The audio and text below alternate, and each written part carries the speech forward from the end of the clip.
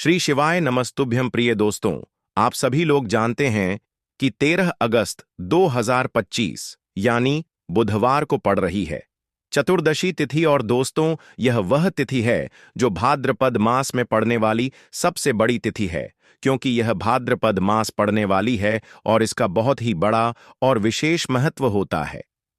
पूज्य गुरु जी ने कहा है कि अगर कभी भी मौका लग जाए और भाद्रपद मास की चतुर्दशी तिथि को पड़ जाए तो आप लोगों को 3 तुलसी पत्ते वाला उपाय तो अवश्य ही करना चाहिए।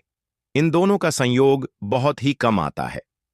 इसी के साथ में गुरु जी ने अपनी शिव पुराण कथा में बताया है कि इस दिन आपको एक 3 तुलसी पत्ते वाला उपाय तो आपको अवश्य ही करना चाहिए, क्योंकि ऐसा दिन पूरे साल में सिर्फ एक ही बार आता है। और दोस्तों, आप सभी लोग जानते हो कि बुधवार का अगर सबसे बड़ा कोई उपाय है तो वह 3 तुलसी पत्ते वाला उपाय। तो दोस्तों, भाद्रपद मास की चतुर्दशी तिथि के दिन आप लोगों को इस 3 तुलसी पत्ते वाला उपाय को जरूर करना है। बहुत सारे लोग होंगे जिन लोगों ने इस उपाय को ना किया हो, मतलब पूरा साल निकल गया, उन्होंने किसी भी दिन इस 3 तुलसी पत्ते वाला उपाय को ना किया हो। पर दोस्तों, आपके पास एक आखिरी मौका बचा हुआ है, जो कि 13 अगस्त 2025 भाद्रपद मास की बुधवार के दिन है। इस दिन आप लोगों को इस वाले उपाय को जरूर कर लेना है। भले ही आपने पूरे महीने भर इस उपाय को ना किया हो, पर अगर आपने इस भाद्रपद मास के तिथि के दिन अगर इस वाले उपाय को कर लिया तो आपको इस उपाय को करने का वह फल मिलेगा जिसकी आपने कभी कल्पना भी नहीं करी होगी। इसीलिए आप लोग इस वाले उपाय को एक बार जरूर कर लेना है, ताकि आप लोगों के हाथ से यह मौका ना जा सके और आपको इस उपाय को करने का फल मिल सके। दोस्तों, यह उपाय पंडित जी ने अपनी अभी की ही श्री शिव महापुराण की कथा में बताया है। जी, इस उपाय को आज हम आपको बहुत अच्छे से समझाने वाले हैं। इस वीडियो को देखने के बाद इस उपाय को समझने के लिए आपको कोई और वीडियो को देखने की जरूरत नहीं पड़ेगी। तो चलिए दोस्तों, उपाय को शुरू करते हैं। देखिए, यह इस भाद्रपद मास के तिथि के दिन यह इतना खास होता है, इतना महत्वपूर्ण होता है। देखा गया है कभी कभी बड़े बड़े पूजा पाठ अनुष्ठान से जो मनोकामना पूर्ण नहीं होते, वह भाद्रपद मास की तिथि के दिन एक छोटे से उपाय करने से ही आपकी मनोकामना पूर्ण हो जाती है। और बहुत सारे लोगों ने इस उपाय को किया भी है और उनको इस उपाय को करने का फल भी जरूर मिला है। अगर आप लोग भी इस उपाय को करना चाहते हैं तो आप इस उपाय को पहले अच्छे से समझ लेना, सुन लेना, उसके बाद करना। आपको इस उपाय का फल जरूर मिलेगा और इस उपाय को कर लेने से आपके घर में चाहे किसी भी प्रकार की दुख और समस्या क्यों ना चल रही हो, आपको उसका कारण भी नहीं पता है कि भाई यह समस्या किस कारण से चल रही है। उसका कुछ भी कारण हो सकता है, जैसे पितृदोष हो सकता है या किसी भी तरह का मंगल दोष भी हो सकता है। तो इस दिन आप लोगों को यह वाला उपाय कर लेना है। ये एक ऐसा उपाय है जिस उपाय को अगर किसी विशेष दिन पर किया जाए तो भाई उस विशेष दिन का जो है वह तो हमें मिलता ही मिलता है। पर हमने उस दिन पर इस उपाय को किया है तो हमें उससे भी बड़ा फल मिलता है, और फल बहुत जल्दी मिलता है, क्योंकि आप इस उपाय को बहुत ही बड़े और विशेष दिन पर कर रहे हो। तो चलिए अब उपाय के बारे में बात करते हैं। लेकिन उससे पहले आप लोगों को यह जानना आवश्यक है कि आखिर यह उपाय किस समय करना है, किसको करना है और कैसे करना है। तो चलिए हम आगे आपको वीडियो में एक एक करके बता देते हैं। लेकिन उससे पहले अगर आप लोग हमारे चैनल पर पहली बार आए हैं या फिर मेरी आवाज आज पहली बार सुन रहे हैं, तो हमारे चैनल को सब्सक्राइब जरूर कर लेना और इस वीडियो को लाइक करके कमेंट बॉक्स में श्री शिवाय नमस्तुभयम, ओम नमः शिवाय जरूर टाइप कर देना। तो दोस्तों, इस 3 तुलसी पत्ते वाला उपाय को हमें इस भाद्रपद मास की तिथि के दिन कैसे करना है, किसको करना है, किस समय करना है और कहां पर करना है, यह सारे सवालों के जवाब आपको इस वीडियो में मिल जाएंगे। और जो यह वीडियो देखेगा भाई, उसको 3 तुलसी पत्ते वाला उपाय जरूर करना चाहिए, क्योंकि इस दिन तुलसी पत्ते का भी बहुत ही बड़ा और विशेष महत्व होता है। आ जाए 3 तुलसी पत्ते वाला उपाय की, तो यह सोने पर सुहागा वाली बात हो जाती है और यह एक बहुत ही बड़ा उपाय हो जाता है इस भाद्रपद मास की बुधवार का। तो अब दोस्तों, इस 3 तुलसी पत्ते वाला उपाय को आखिर करना किसको है, सबसे पहले हम लोग वह बात जान लेते हैं। तो देखो, घर की जो बड़ी माताएं बहनें होती हैं, उन माताओं बहनों में से कोई भी एक बड़ी माता बहन इस वाले उपाय को कर सकती है। और दोस्तों, अगर आप चाहे तो अपने घर में से सभी सदस्यों को भी इस उपाय को करवा सकते हैं। अगर किसी व्यक्ति की खुद की कोई मनोकामना है, खुद की कोई दुख और परेशानी है जो कि वह अपने लिए ही करना चाहता है, इस वाले उपाय को तो वह खुद अपने लिए भी कर सकता है। बाकी अगर कोई घर में से ऐसा है जो कि अपने पूरे घर परिवार की सुख और शांति के लिए यह वाला उपाय करना चाहता है, तो भाई वह भी कर सकता है। उसमें भी कोई दिक्कत वाली बात नहीं है। कहने का मतलब यह है कि इस उपाय को हर एक सदस्य भी कर सकता है और पूरे घर परिवार के सदस्य के लिए घर की बड़ी माताओं बहनों में से कोई एक माता बहन भी कर सकती है। माताएं बहनें अगर घर में उपस्थित ना हो या वह यह वाला उपाय ना कर पा रही हो, तो फिर घर का कोई बड़ा सदस्य भी इस 3 तुलसी पत्ते वाला उपाय को कर सकता है, चाहे फिर वह पुरुष ही क्यों ना हो। उसमें कोई भी दिक्कत वाली बात नहीं है। उसके बाद में दोस्तों जो अगला निकल कर आता है वह यह आता है इस उपाय को लेकर कि आखिर इस उपाय को हमें किस समय करना है, सुबह के समय करना है कि शाम के समय करना है। तो देखो, इस वाले उपाय को आप लोग सुबह के समय भी कर सकते हो और शाम के समय प्रदोष काल में भी कर सकते हो। अब अगर आप पूछो कि भाई सबसे उत्तम समय कौन रहेगा इस 3 तुलसी पत्ते वाला उपाय को करने का, तो हम आपसे बस यही कहेंगे कि इस उपाय को आप सुबह के समय करेंगे तो ज्यादा बेहतर होगा। बाकी अगर प्रदोष काल शाम के समय भी करेंगे तो भी अच्छा होगा, उसमें कोई भी दिक्कत वाली बात नहीं है। तो अब दोस्तों जो अगली सबसे बड़ी और महत्वपूर्ण बात आती है वह यह आती है कि सुबह अगर हम उपाय को करेंगे तो हमें कितने बजे से लेकर कितने बजे तक के बीच में करना है, और शाम के समय प्रदोष काल में करेंगे तो हमें कितने बजे से लेकर कितने बजे के बीच में करना है। तो देखो, सुबह जितनी जल्दी हो सके आप उपाय को करने की कोशिश करना। बाकी अगर किसी कारणवश लेट भी हो जाओ, थोड़ी देर भी हो जाए, तो 10 या 11 बजे तक भी आप उपाय कर लेना, पर 12 बजे से ज्यादा देरी ना हो। ठीक है, इस बात का ध्यान रखना। उसके बाद में दोस्तों अगर शाम के समय प्रदोष काल की बात करें, प्रदोष काल का जो समय होता है वह शाम के 6 बजे से शुरू हो जाता है। मतलब शाम के 6 बजे से लेकर 7 बजे के बीच का जो समय होता है, यह समय प्रदोष काल का समय होता है। तो आप इस उपाय को 7 या 8 बजे के बीच में भी कर सकते हो। मतलब शाम के 6 बजे से रात 8 बजे के बीच में आप कभी भी इस वाले उपाय को कर सकते हो, उसमें कोई भी दिक्कत वाली बात नहीं है। तो देखो दोस्तों, सबसे पहला उपाय देखिए आपको क्या करना है। देखिए, भाद्रपद मास के दिनों में विशेषकर भगवान शिव और माता पार्वती और विष्णु भगवान का पूजन किया जाता है। अब साथ ही साथ तिथि का दिन भी पड़ गया है, तो ऐसा समझ लीजिए आपके जीवन में धन भी आएगा, सुख भी आएगा, धन बढ़ेगा भी, और साथ ही साथ आपके जीवन के सारे संकटों को भगवान शिव जी दूर कर देंगे। तो चलिए सबसे पहले बात कर लेते हैं सबसे पहले उपाय की, जो कि बुधवार वाले दिन आपको विशेष करना है। और इस उपाय को करने से आपकी कोई भी ऐसी इच्छा, कोई भी विश डे जो अभी तक अधूरी है, पूरी नहीं हो रही है, तो आपकी बड़ी से बड़ी विश और मनोकामना भी पूरी हो जाती है। जब आप तिथि वाले दिन इस पहले उपाय को कर लेते हैं, तो देखिए, आप सभी जानते हैं कि श्री हरि विष्णु जो है उन्हें तुलसी दल सबसे प्रिय है। बिना तुलसी माता के श्री हरि विष्णु अधूरे हैं और बिना तुलसी पत्तों के श्री हरि विष्णु का भोग अधूरा है। अब श्री हरि विष्णु को प्रसन्न करके आप अपनी किसी भी मनोकामना को पूरा कर सकते हैं, क्योंकि श्री हरि विष्णु प्रसन्न हो गए तो आपकी कोई भी विश और इच्छा मनोकामना अधूरी नहीं रहेंगी। देखिए, हम सभी के घरों में माता तुलसी का पौधा अवश्य ही होता है।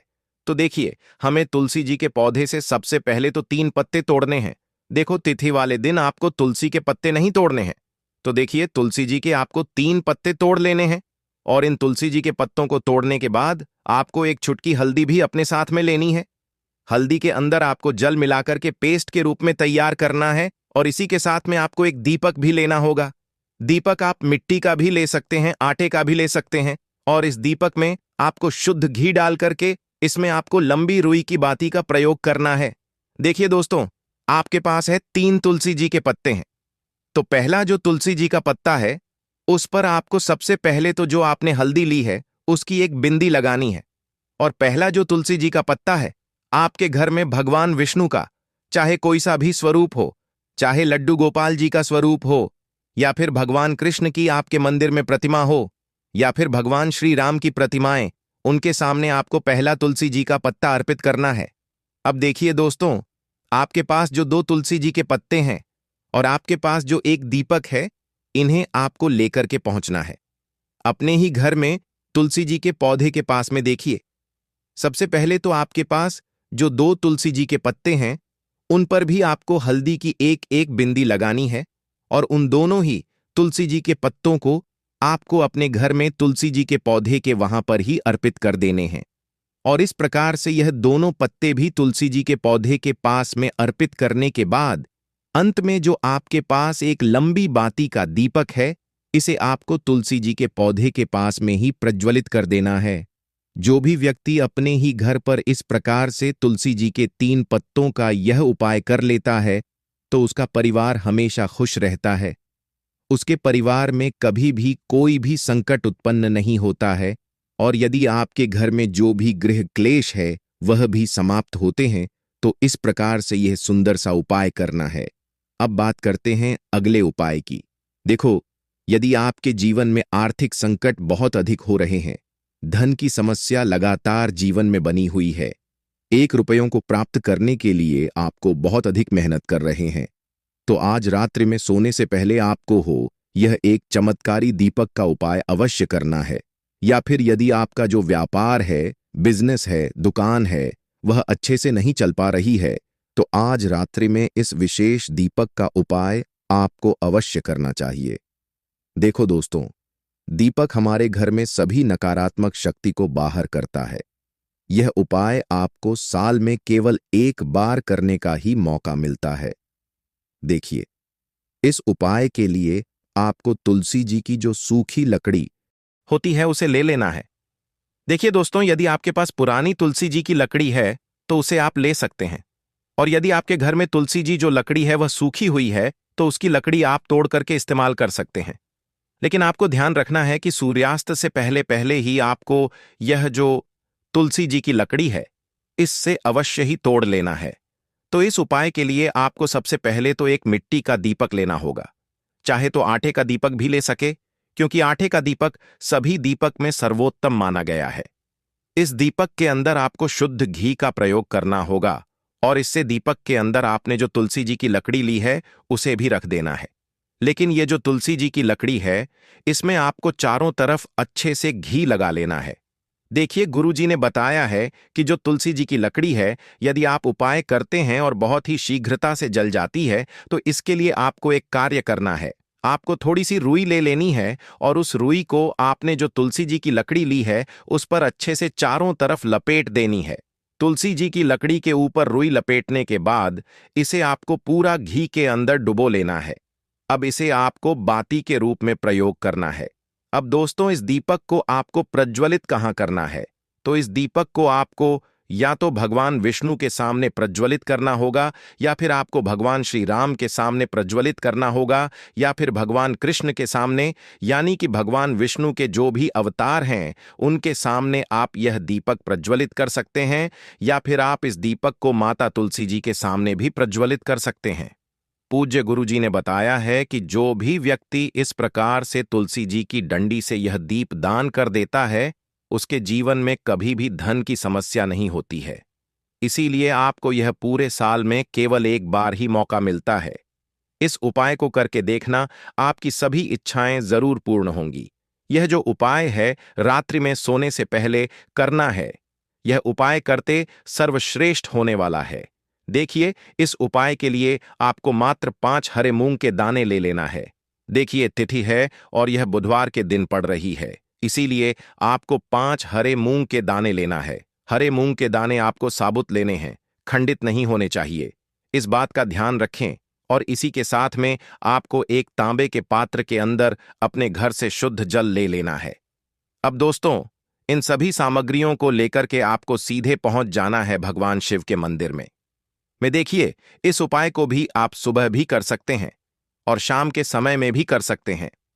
देखिए, भगवान शिव के मंदिर में पहुंचने के बाद आपके पास जो 5 हरे मूंग हैं, उनमें से पहला जो हरा मूंग है, आपको शिवलिंग के सामने जो नंदी महाराज होते हैं और उनका जो पैर उठा हुआ होता है, वहां पर आपको पहला हरा मूंग समर्पित कर देना है और आपको ओम नमः शिवाय इस मंत्र का जाप कर लेना है। फिर आपको दूसरा हरा मूंग लेना है और शिवलिंग पर जो श्री गणेश जी वाला स्थान होता है, वहां पर आपको यह दूसरा हरा मूंग समर्पित कर देना, यानी कि शिवलिंग के सीधे तरफ आपको यह दूसरा हरा मूंग समर्पित करना है और फिर आपको ओम नमः शिवाय या फिर श्री गणेशाय नमः इस मंत्र का जाप कर लेना है। तीसरा, हरा मूंग का दान आपको भगवान शिव की सबसे प्रिय पुत्री माता अशोक सुंदरी वाले स्थान पर समर्पित करना होगा।